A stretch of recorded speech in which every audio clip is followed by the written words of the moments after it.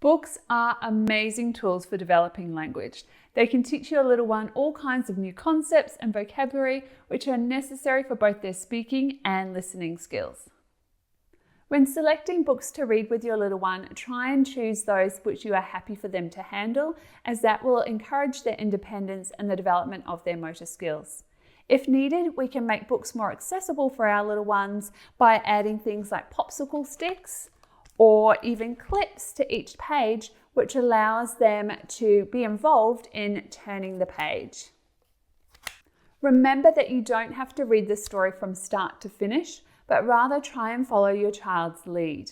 So if your child wants to turn the page, let them turn the page, because this is their way of communicating with you. Talking about your child's interests and the pictures on the page that capture their attention the most is going to increase their chances of learning, as we're all more likely to want to discuss things which are of interest to us.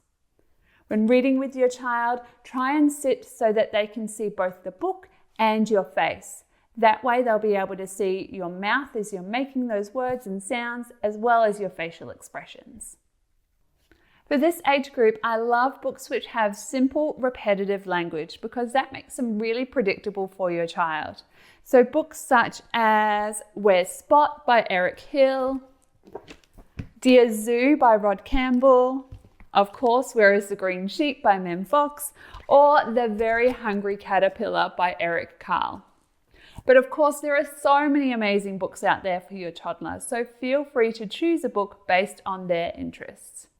When reading together, try and model a variety of different words. Often we tend to go straight for those that we can see on the page, which tend to be our naming words. So things like sheep, crocodile, pool, river, jungle.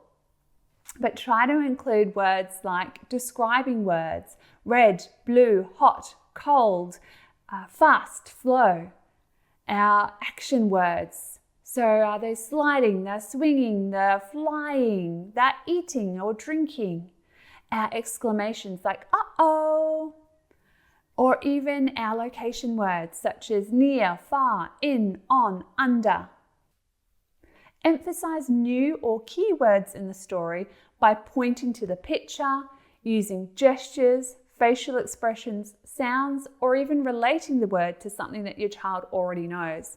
So for example, he was too tall. He was tall like daddy. Or he was too grumpy. Or we have to be very quiet.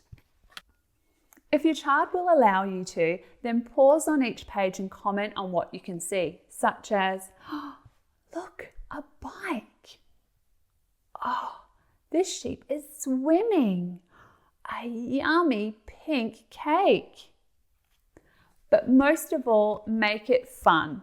Remember that your child is most likely to learn when they are engaged and interested.